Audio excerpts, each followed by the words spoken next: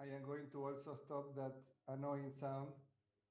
So welcome everyone to our coaching demonstration session today with Illary Quinteros.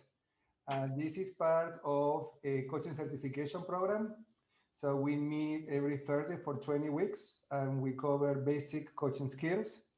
And today we had a demo. The last Thursday of the month we have a demo, and we have different experienced coaches coming and doing the demo, so we can all learn from different coaches. Coaching is an art and a science. It's a science because we follow some guidelines, but it's an art because each of us bring our creativity, our wisdom, our own self as instrument. We use our experiences to the work that we do. And we're very lucky to have Illary with us today. I'm going to introduce you in a minute. Before I introduce you, we're going to get people to introduce each other here. We have participants from the cohort, but also we have graduates from past cohorts and also graduates from the supervision program. And we have guests, people who are thinking about doing the program in the future. We have very experienced coaches like Liliana, who's an MCC Master Certified Coach from Argentina. So here we have a bunch of people with all different backgrounds and experiences, and this is what makes this space richer. So what we're going to do is Illary is going to do a demo for 20, 30 minutes. And Ali accepted the invitation. Ali, you want to say hi? So Illary knows who you are. Oh, there's Ali. Ali, were you at the supervision conference? No, she was so Oh, you look so familiar. So see, I'm already connected. I have one of those faces. Great. And then after that, what we're going to do is we're going to go to small rooms and we're going to have a conversation to what we learned from this demonstration. Okay, so this is how we're going to be working.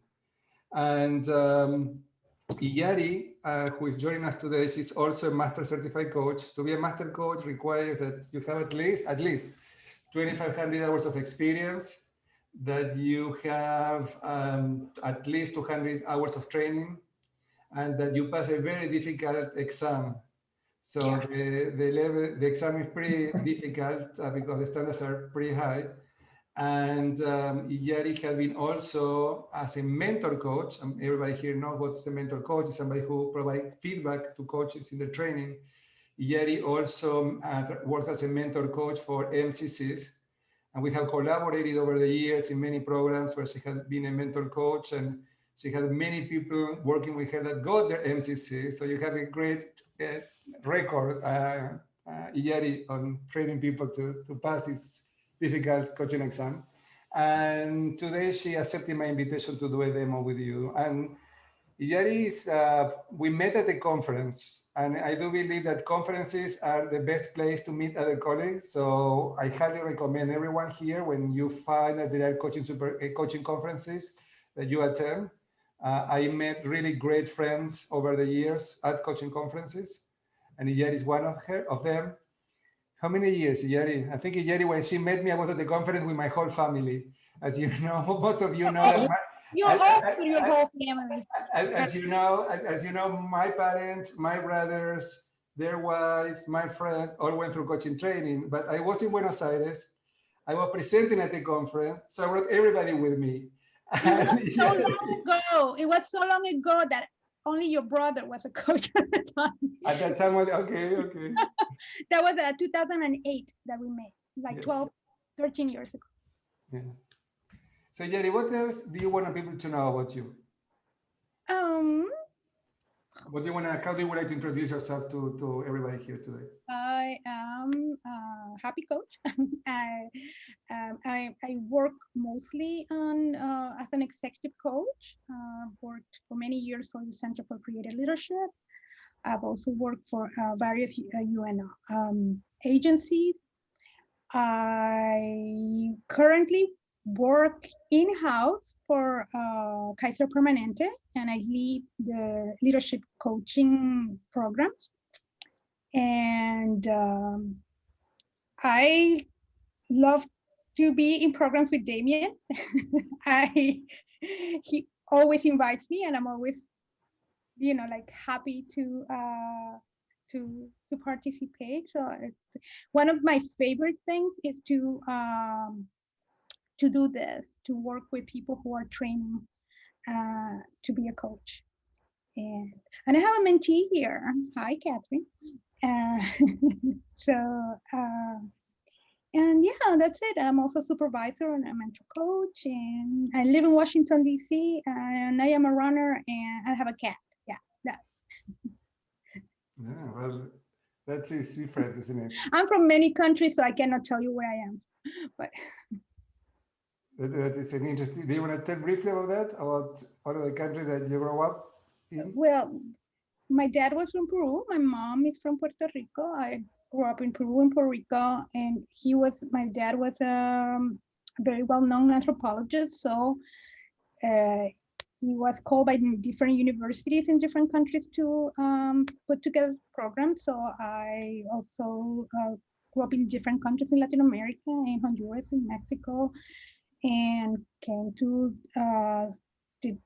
did my undergrad work in Massachusetts, started my career in New York City in finance in JP Morgan, and went to grad school in the University of Chicago, live in Boston, then moved to Chile and stayed there for 11 years.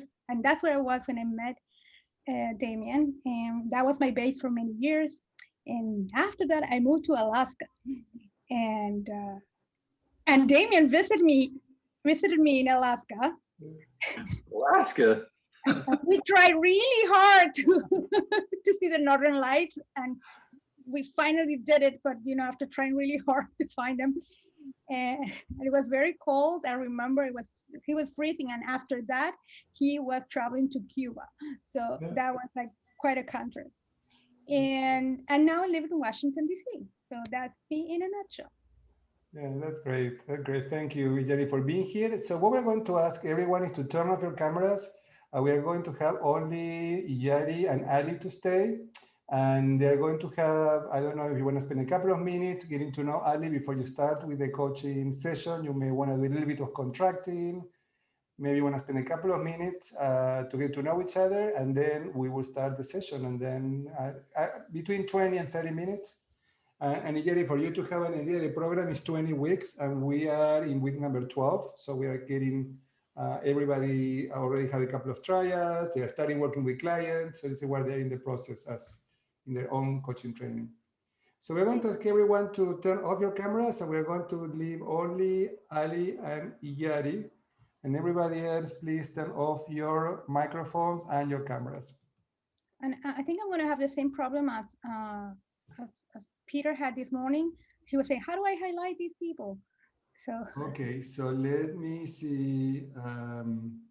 So if you put in the speaker a gallery view, and then you should be just two of you. I see only two of you. Can you do that? And I see you too. Okay. Now you don't see me anymore. Okay. Do you need me to let you know when 30 minutes pass, or how do you want to do that? How do you want to do the? Sure. Let me know when 20 minutes have passed. Okay. So we'll let you know at 20 minutes, and you have between 5 and 10 minutes to wrap up. Thank you. Hi, Ali. Hi. Yeah. So let me just start so people who are just joining, please turn off your camera. Thank you, Kevin. Hi, Ali. Thank you so much for being brave enough and allow me and trusting me with having this conversation. Of course. Thank you. And I'm sure you already know, but let me reiterate that, you okay with us recording this conversation? Yep, absolutely. I will ask you again at the end, so okay. We check with you how comfortable you feel. So before we start, getting into the specifics of today, would you tell me a little bit about you? Okay. Well, I live in Eugene, Oregon. I currently work at the University of Oregon. And I have family who live in Portland, Oregon, so just a couple hours north of here. My family is going through a pretty rough time right now with some family health issues.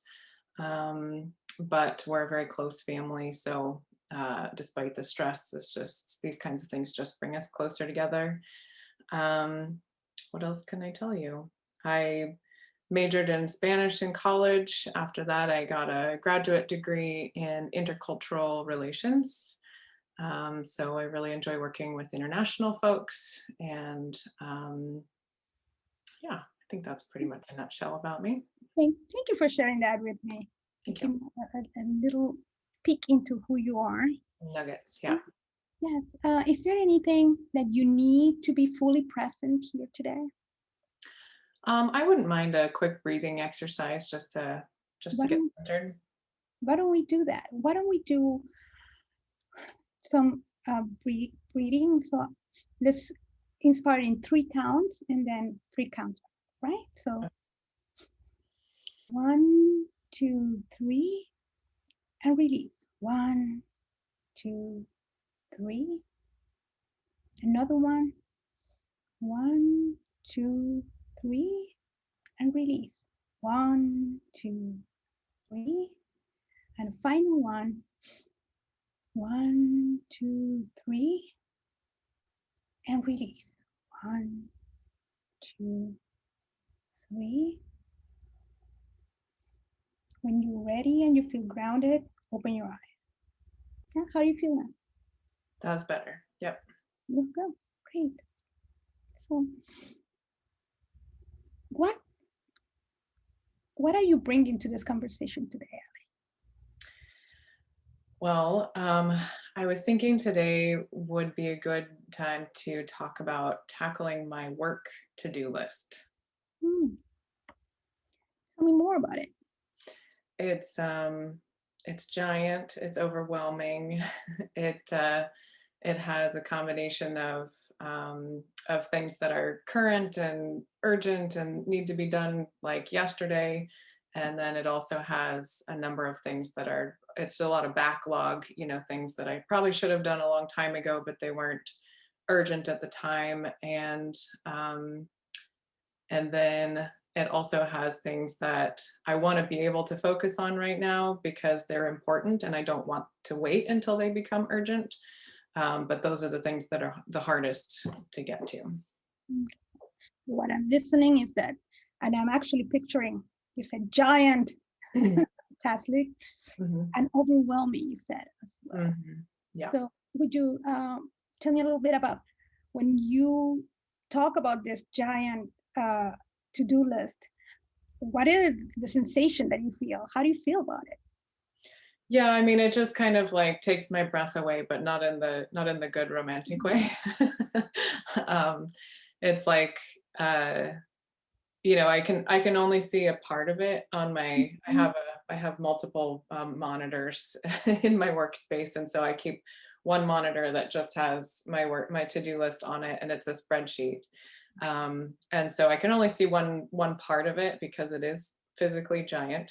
But even so, knowing that there is more that I can't see is just, it's just kind of like every time I look at it, I'm like, my heart kind of stops a little bit. And I just feel that tension of like, and weight, really. It's a lot of weight that there's just so much, and I don't know how to get to it all. And when you said weight, I feel the weight, and then so you put your hands here. It's like, what is that weight?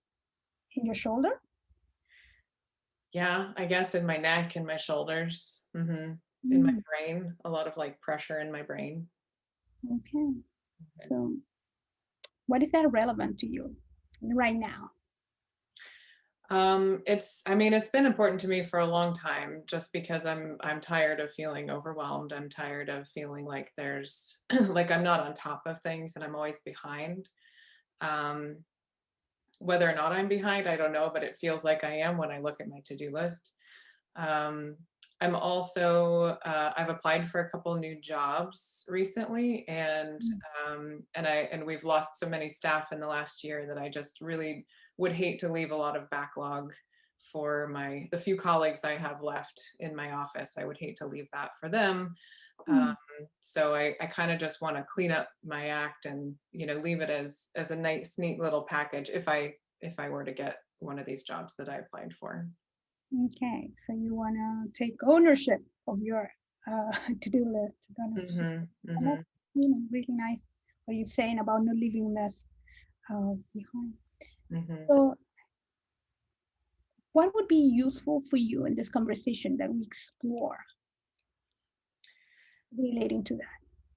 I think, I mean, so I've thought a lot about this and Mhm. I've tried a lot of strategies. I think prioritization is a big struggle for me. And I think, yeah, just having a plan for how to tackle it. Mhm. So the prioritization part is the part where I have some, I don't know if it's barriers or just I just don't feel like I know how to prioritize some of these things. Or even if I'm able to identify how important they are, I don't necessarily know how to make them take precedence over other things, because a lot of my job is very reactive. It's helping people who might need something that same day or within the hour. And then there's also these other projects that I can do on my own time. So I think it's so balancing that, having to be reactive, having to be able to respond to people's needs right away, while also carving out the time that is needed to kind of get through chunks of this backlog part. So let me check if I'm listening correctly, because I hear that the desire to find a balance that you Mhm, just described, mhm, and one of the obstacles to do that is the lack of prioritization. The prioritization, is that what you're saying? And you talk also about not knowing how to do that properly. So if am I following you okay? That that would be like one of the main barriers. mhm. Yeah. How do you imagine you would be able to organize yourself if you had clarity about how to prioritize? Just mhm. If I had clarity about how to prioritize, I feel like I wouldn't have these. I It's possible that I have the time in the day to do the things I need to do, but I think because I feel overwhelmed and I don't know how to prioritize, I spend a lot of that time wondering what I should be doing next, or which one of these things is the most important. How, if I have this time, how should I be spending this time? So I do a lot of deliberating and kind of going around in circles and worrying about whether or not I'm choosing the thing that is the most important. And so I waste time doing that when I could just be doing stuff. So I guess I imagine if I were better at prioritizing, it would be clearer, like, okay, when I have some time to work on something, I know exactly what the next step is. I know, what is the most important thing, and I know what I can be doing with it. And then I wouldn't have these kinds of times during the day where I feel like I'm kind of just running around in circles in my head going, I don't know what to do or where to start. Okay. So do you think it would be useful if we focus on prioritization, exploring around that? Would that be useful for you? Hmm. Yes. Okay. And by the end of this conversation, what would make you feel that, yeah, I think I that was worth it, or I moved the dial a little bit? Hmm. I think, ultimately just feeling like it's possible, just having that sense that, like, okay, you can do this. I think Mhm. that would be really valuable. Um, I guess kind of just seeing the light through the fog, would be nice. So it might be even more emotional than strategic. But of course, if I could have a strategy for how to prioritize things better, or where to start, that could be helpful too. Oh, so you mentioned emotion, right? Mhm, So if one of the indicators could be emotion, perhaps, mhm, what would be the emotion that you would connect with mhm, at the end of the session? mhm. Um, I think, it might be, I don't know that motivation is an emotion, but that, we talked about that weight Mhm. earlier. If that weight was lifted even just a little bit, I might feel more motivated, or more, kind of excited even to take that next step, and because I would know, you know, where I'm headed. Great. So maybe we'll check the shoulders at the end of the conversation. Mhm. So this is what I'm hearing. I'm hearing that we are about to embark on an exploration around prioritization, Mhm. right?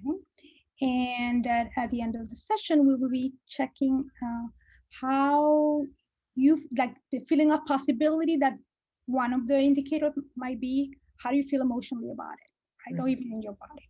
Yeah? Mhm. Mhm. Okay. And if you think of your situation right now, how you feel about it, what image comes to your mind? Well, I used the word fog earlier, and I think that that's a pretty good image for how I feel. It feels like I just don't have that clarity of what I need to do and how I need to do it. And so at the end of the session, how would you like it to be that fog? A sunny, bright, beautiful, clear day. Yeah, I mean, yeah, you can wish a sunny day. But at least I can see the road in front of me while I'm driving. At least we can, yeah. Well, we never know, but you know, yes, that would be like a less cloudy, a little bit of sunshine at least. Yeah, that would be nice. Okay. So are you ready to start the exploration? I think so.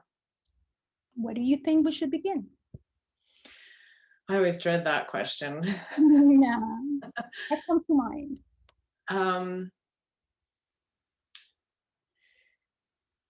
Yeah, I think I decided to leave my to-do list here in front of me just because I wanted it to be very real and present for me. I think, yeah, understanding criteria for how to prioritize things that, especially things that I should have done a long time ago. I guess things that obviously the world didn't end that I didn't do them earlier, but they do still need to be done. So what criteria can I have for determining which of those things I do right now and which of those things I do tomorrow, or, you know, etc. Until now, what kind of criteria have you used in order to get things done?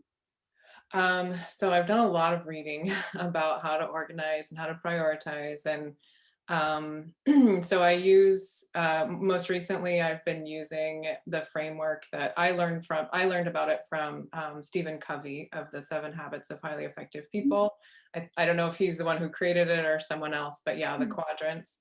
And so I don't remember which quadrant is which, but the one that is not urgent and important, he says that's the quadrant that you want to be spending most of your time in, because then you're not being reactive, you're actually being proactive and getting stuff done in advance. But inevitably there is also, I think it's quadrant 1, which is urgent and important. So those are the things you have to obviously do sooner rather than later. And then I'm trying to be aware of the things that are not urgent and not important, or urgent but not important. You know, those obviously don't need to be prioritized. So I like that framework a lot, and in fact I've kind of broken it down into not just urgent and important, but like urgent as in past due, urgent as in I probably need to do this today so that it's not past due, and then urgent as in it probably needs to be done this week. Because I have so many things that I feel like I needed more categories to help break it up. And then there's the important but no due date. Those are the things I want to be getting to, but I can't seem to get to those. So I see, it seems like you do have a system. Right? You have done your research about it. Right? And so what seems to be the problem? That's a great question. Well, stuff still isn't getting done at a rate that is, you know, I can't get more of it done than keeps coming in new. So it just keeps getting bigger and bigger. And I'm finding that, you know, even though I have things divided this way, if there's so many of the things that are like urgent as in due yesterday or urgent due today, that that I'm just not getting to the other important things. So the list of important things, the due later things or the no due date things are actually starting to become more important and more urgent. So it like there, I think I'm on the right path maybe, but there's something that's still missing about, you know, how can I get to all of it? And that which is missing, right? Is it Mm-hmm. missing in the system that you're using, or where is it missing? Well, I think there's two things. I think there's something, I don't want to, this sounds negative. There's something missing in my brain in terms of, and I don't mean that in such a negative way, but I feel like in terms of a skill or or a strategy in terms of like, you know, am I really spending my time on, like, am I prioritizing these things effectively? Like, are the things that I'm putting in the due today important? Are those really the things I need to be spending time on? Or could I be prioritizing them in a different way, which would allow me to make time for other stuff? And then there is also the time issue that it's hard to know. It's hard to feel like I have the time to get through everything when it seems like it's more things than can possibly be done in a day. But at the same time, I do believe that you can, I do believe that if I used my time more wisely, I could do both. I could do the urgent things and I could do the backlog things. Okay. So I hear two things, right? Did you say? One, which is, I'm just gonna quote you, and I know you kind of make it like kind of a joke, so I'm not taking you that seriously in terms of that there is nothing missing in your brain, but you know, but it's the sensation, right? You know, like, you know, why is this? What isn't this coming together? Is it? And the other is time, that precious and elusive element of time. And then if I may share, you know, because I do have the quadrant in my mind, and you seem to know a lot about the quadrant. So if you could place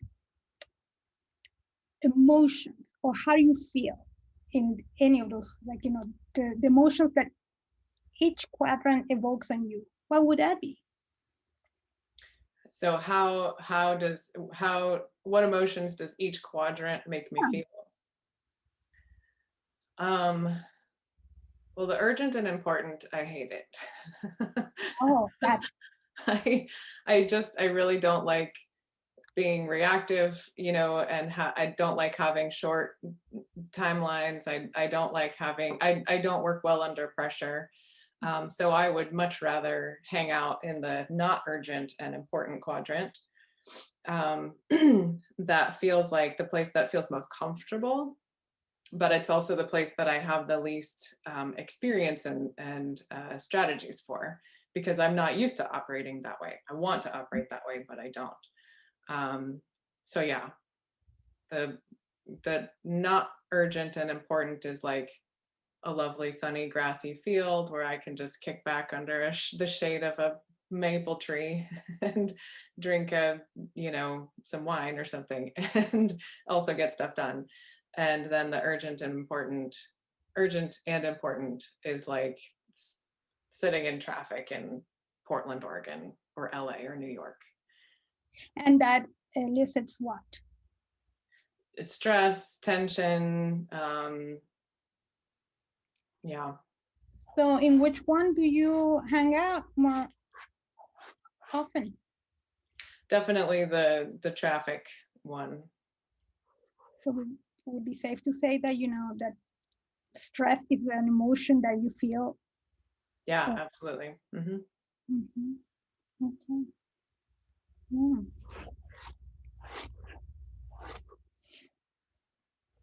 What's coming up for you?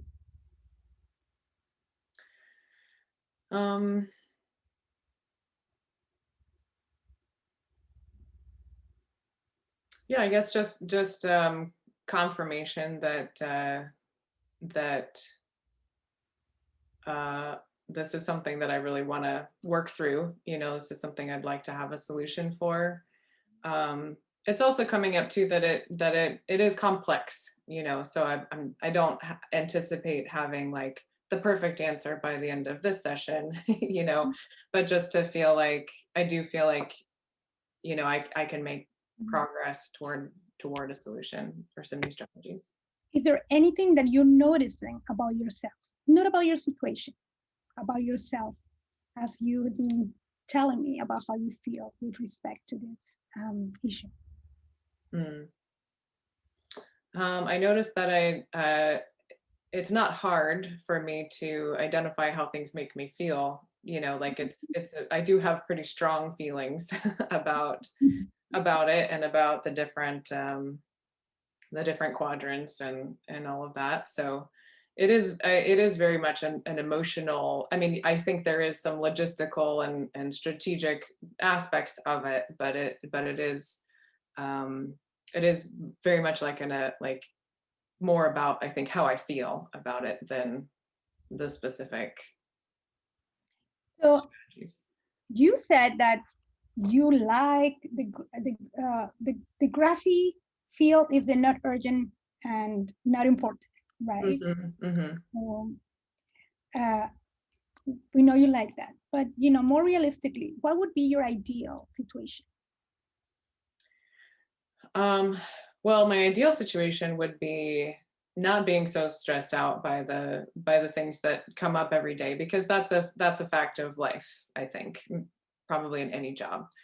So to be able to better manage and prioritize those things that are coming in every day, and like we said in the beginning, balance them, so instead of just dropping everything and focusing on those things that are coming in to the inbox or whatever, maybe being really discerning about which of those things really do need to be done today, and which of those things can go on the list or go on the calendar or something somewhere else.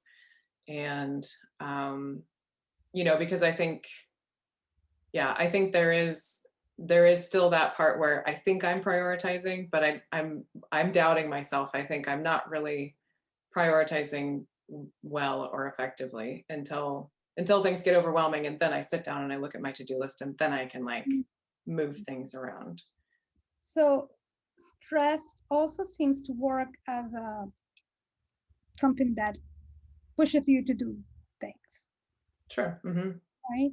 Probably not the best feeling. So yeah. And so when you're under this stress, right, what is your internal dialogue?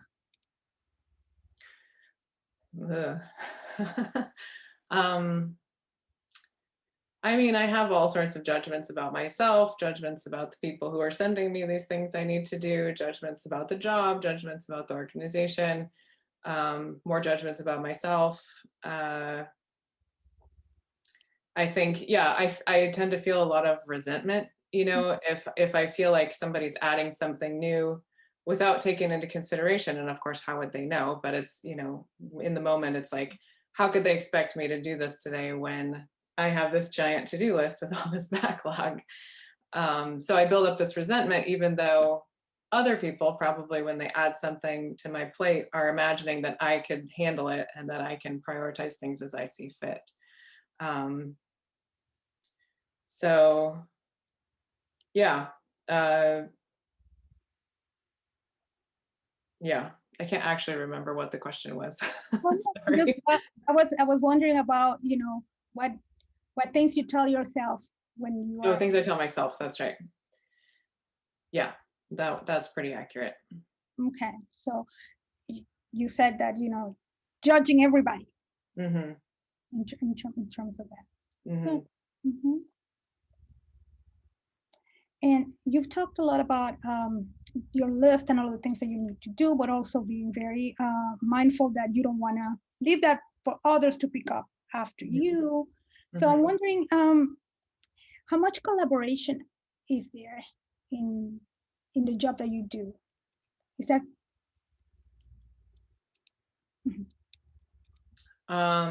There is some collaboration, but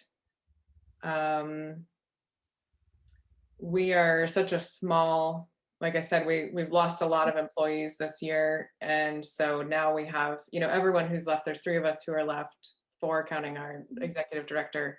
We're all doing like multiple people's jobs. And so there's some overlap there, but I feel like, the responsibilities that are mine are pretty much, they're mine. So if I were to leave, somebody else would have to learn how to do that and take that on. So it's not something, there's a lot of things that other people aren't already trained on, I guess. Okay. So you're coming to the end of our conversation. So I'm wondering, what do you know about yourself that you did now that you didn't know at the beginning of this conversation?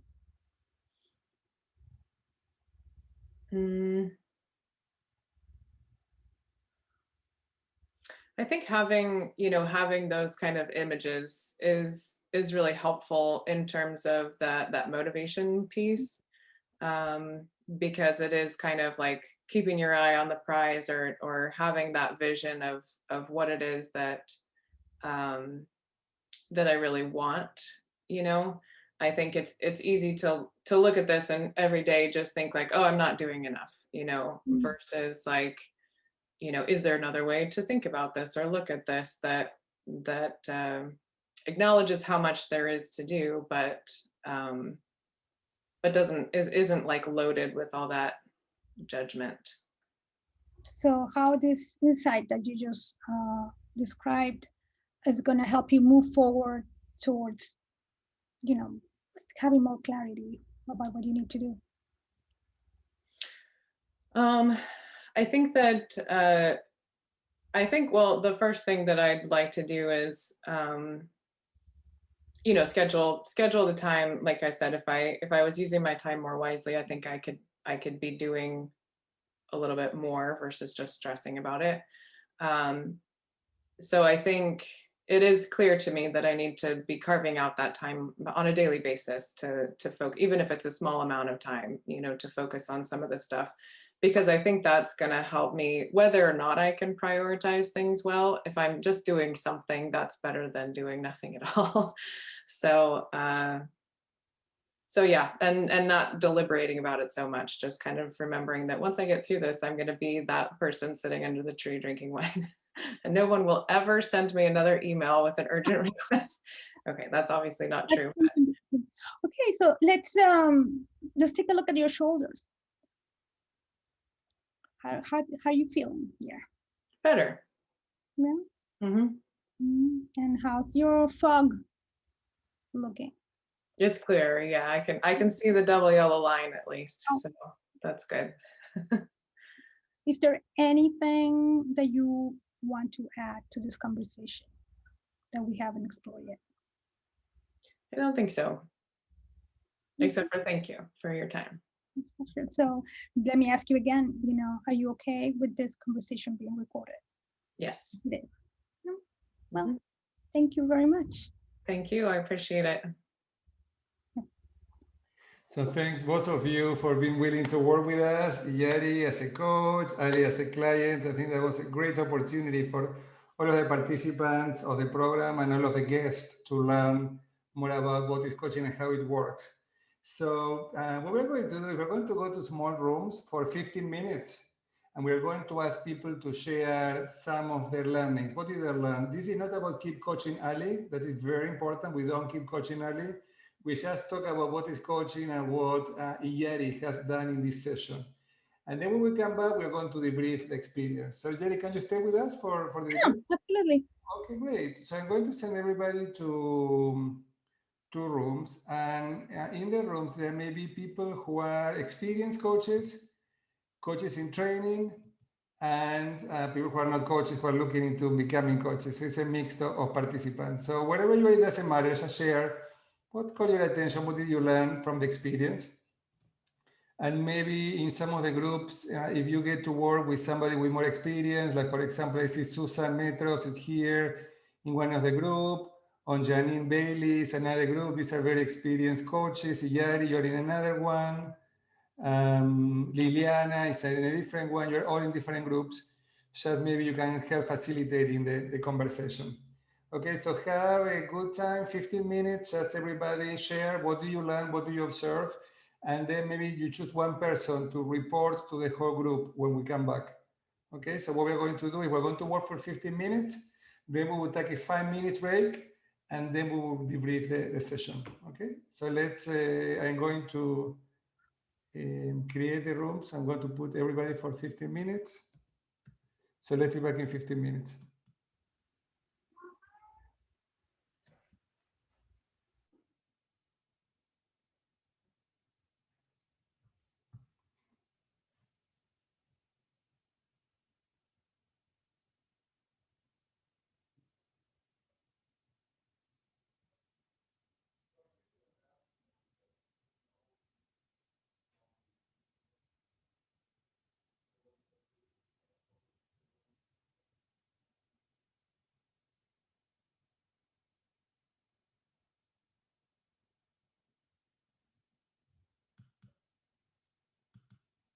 Oh, Damien's here Yeah. too. So is it okay with everybody if I record this conversation for the people who are not here today? That's okay? Sure. Okay. So I'm not going to. He muted and then he started recording. So where do we want to start? Remembering we're not coaching Allie anymore. Yeah, I'm happy to start with my thoughts and what I Hi, learned. JJ. Yeah. So Yeti, that was such a pleasure to watch. Thank you for allowing us into that space. My biggest learnings were you were very tight and concise with your timing and your contracting. I thought you didn't allow too much what's branching off. You brought it right back to the goal, and really made it just very organized for me to follow, you know, and I'm thinking for Allie too. Whereas me as a new coach, when I would feel rushed, I'm like, oh, we got to hit the next thing, especially towards the end when I saw Damien's face, I would have gotten really nervous and go, oh no, we don't have an action plan, or, you know, but you really took your time because I think you trusted yourself, your skills, the process, and you were okay with whatever result came out of it, right? Like if it wasn't, like I said, like a blueprint of what to do next, you weren't attached to the result, but just as long as something came of it. So that was great. It just, you just exuded confidence. So I admired that a lot. Yeah. I like that you checked in with her at the very beginning and gave her an opportunity to tell you if she was present or not present, and then use the breathing exercise. I often find I can launch right into that without seeing if the person even wants to do it, right? So offering them a choice was really nice. You used an interesting technique, which I really liked. You asked her to take her emotions and put them in a box. So in one of the 4 quadrants, which is a really nice way to get at how are you feeling when you're working on the different things. You know, quadrant 1 stresses her out. Quadrant 2 is like, oh, field of grass, maple tree, glass of wine. I can identify Allie. I want to be there right now. So I thought that was really helpful, and it gave you a place to go explore and relate both the work and the difficulty of the work of prioritizing along with the emotion. It's a good trigger for the future, may be able to help her. I'm gonna do a couple more, and then Carolyn, I'm sensitive that you haven't said anything, so maybe be ready. Yes, that's all right. Are you hearing me still? Yeah, Are you you're great. now? You're Oh, great. perfect. You're great. You asked the kind of future state magic question of what would your ideal be like, and I really liked how you took it there. And then there was one more. When you're under stress, what's your internal dialogue? Mm-hmm. Big fan of the internal dialogue because I have a ton of judges in mine. And so I like to hear that Allie was kind of getting into that a little bit too. So it allowed her to explore a little bit, how does she respond? Not just emotions, but what's the dialogue going in there? So now she has the feeling as well as the chatter. So all of those were very draw out the stuff around the prioritization or the lack thereof. So nice. That was nice to watch. Yeah. So I'll jump in here. That was very interesting for me and very structured in a very easy way. And I really like how organized you were. And I'm like, oh my gosh, I wish I could be like her. I'm not there yet. But it's nice to watch that process, because I think logically, but you're getting everything through the process without seeming like you're following a script. And that was amazing. You did the probing, then you tapped into the emotion and the body language in just that space of time.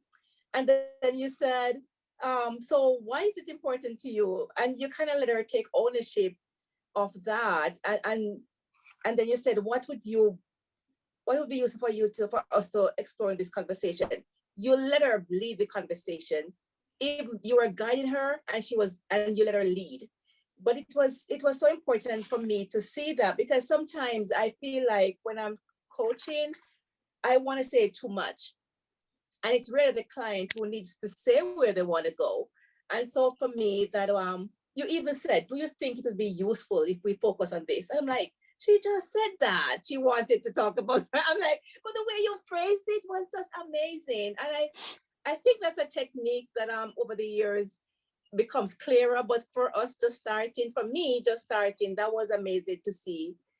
And then you also says, are you ready to talk about it now? I'm like, oh my gosh, she is so structured.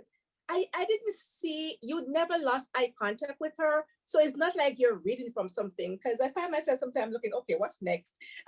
You just went straight into that. And I think it's the practice, but that was so nice to see. So thank you for doing that. You had your book. Yeah. Yeah, I did see her take notes a couple times and lean over. Yeah. We're not hearing you. Muted. You're muted. No, I can share tips later. I do take notes, but I don't read them.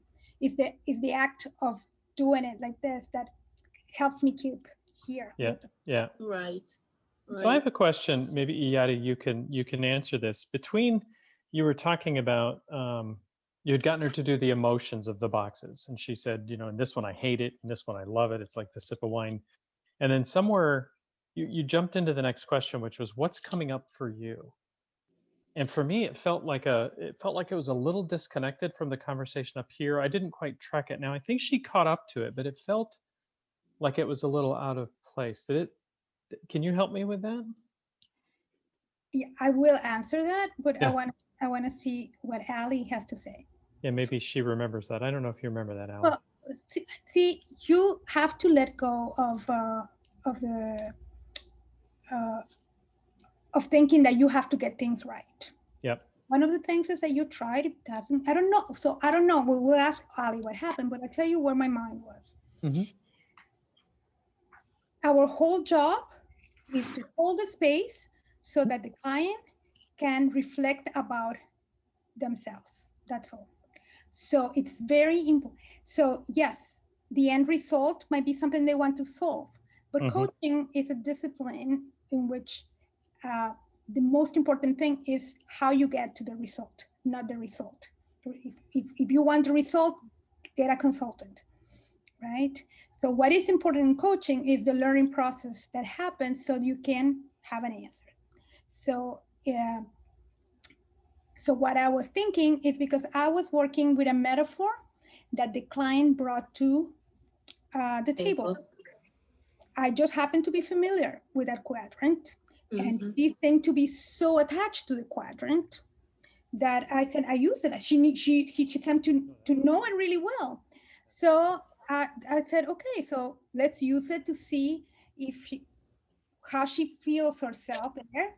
And then I'm curious, after doing that, what's coming up for you? It could be a lot, it could be nothing, but I need to check with my client. So I'm not making calculated moves, thinking that I know what's going to happen, because that would be my agenda, and I don't have any agenda. I am in organic conversation with her. Okay, that was so helpful. Now I'm curious to see, how did that feel for you, Ali? I'm trying to remember the moment, actually. I think, I think it was a good question to ask at any point. I mean, I think what you're saying is basically you're you're checking in with the client. And I'm realizing that that's something that I can do more also, especially if I'm like, you know, there's many times now, especially as a beginner, where I'm like, I don't know what to say next. You know, like I'm listening actively, and then I just like, my mind goes blank. Like, I just don't know what to say next. I don't think that was happening for you, but I realized that you could use that, you know, to your advantage and say, you know, just check in with them and be like, is there anything coming up for you, or what's coming up for you at this point? Because like you're saying, they're driving that reflection. You want to hold that space for them to reflect. So I think that's also a good strategy, because if I am taking ownership, if I think it's my responsibility to come up with the next perfect question, then the client is also going to think it's my responsibility to be doing that thinking for them. Whereas if I continually put it back on them, then it's a reminder that, no, this is your process. You own this. I'm just holding this space for you. I think in the moment I did feel, I think I remember thinking, oh, something should be coming up for me, and it really isn't yet. And so I think it's good to know that the answer could have just been like, oh, nothing so far, or not that nothing, but just like, no. No difference, and I would have moved on. Sure, yeah. And actually, you double clicked and asked another question, which opened it up even more for her. You said, what are you noticing about yourself as you've been telling me these things? And then she went, oh, it's about the emotions, not the strategy. So she kind of click. So the double question did that. Of course, as coaches, especially if we have a lot of experience, you may have an inkling, right? And so, I mean, you're human, right? So, but you can make that assumption. You can test it with questions. My first impression of everything, because is that it's not the lack of knowledge that is keeping her from that, is something else, right? So, and we had like such a small amount of time, right? That and how we do the whole session in there.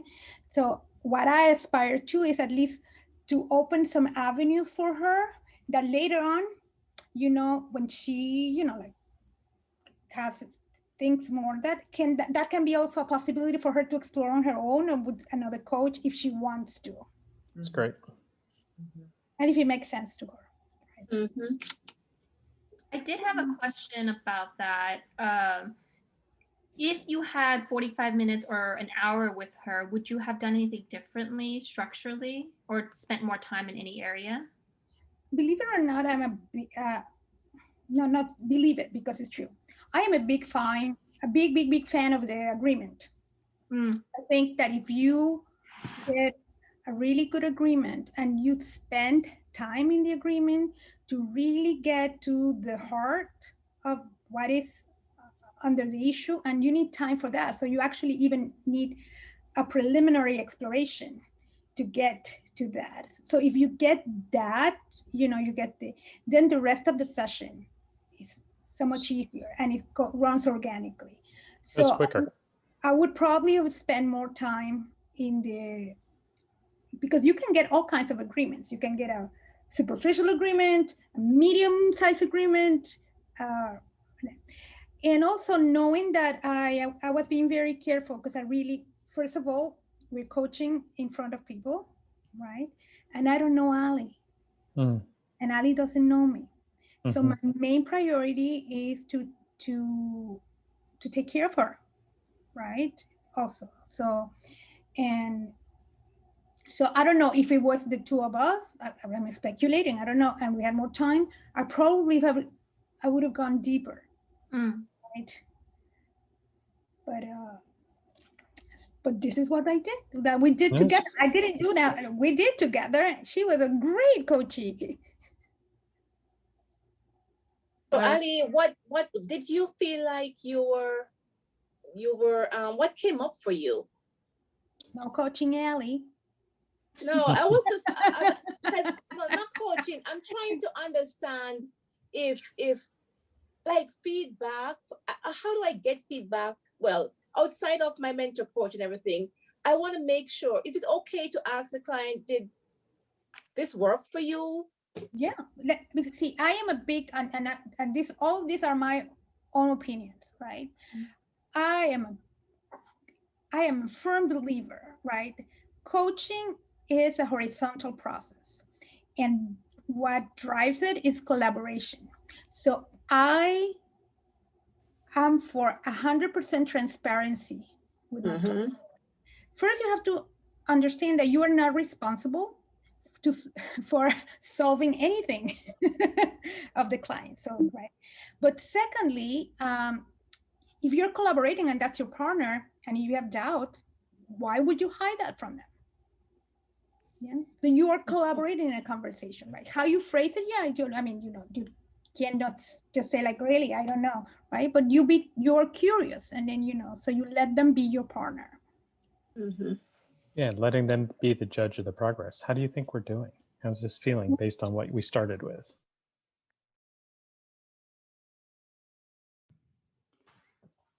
Well, welcome back, everybody. And let's take a 5-minute break, like a stretch break, and let's be back in 5 minutes. And we are going to share, we're going to have a discussion with everybody about what happened in this session. Okay, so let's take 5 minutes and let's be back in 5 minutes. One the questions that people were asking you. Yeah, of course. Yeah, so I was asked by the group, actually, I don't remember what I was asked, but I can tell you what I told them.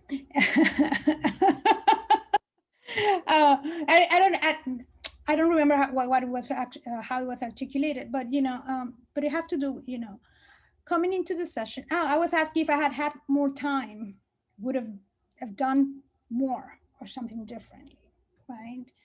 And so the main considerations that I had is that we're doing this publicly, right? There is a frame of time that is set, but she didn't know me and I didn't know her, but she didn't know me. Most importantly, she didn't know me. So my main preoccupation was to make sure that she was safe and that I wasn't taking her to a vulnerable place, so I wanted to be very respectful of that. And so that's how I went into the session. I went into the session with curiosity. Very grateful that she was willing to trust me, and I don't take that lightly. And so I tried different things. Some of you might have noticed that I think the structure of the session was pretty visible, and after getting to an agreement, and my answer was that if I had more time, I probably would have spent more time in the agreement. But we wanted to have like a complete session, but we didn't. And one of the other questions that I was asked is that what I made some of the decisions, and I basically went with the flow. The client brought in a model, which we use as a metaphor, and that was brought by the client. So I attempted to connect some, explore emotions around it, because it seemed to me that prioritization, the lack of knowledge wasn't what was there. So I wanted to ask her questions so she could take a look at herself, right, and see if something came up from that, right? Not knowing if anything was going to come up from that or not, because not being attached to an agenda. So just to see if something. So that's how it started, and and Ali was a great coachee, actually. And yeah, I mean, so from there I took it. For me, felt organic, and maybe some of my choices, didn't really sound as much, but you move on and see that. So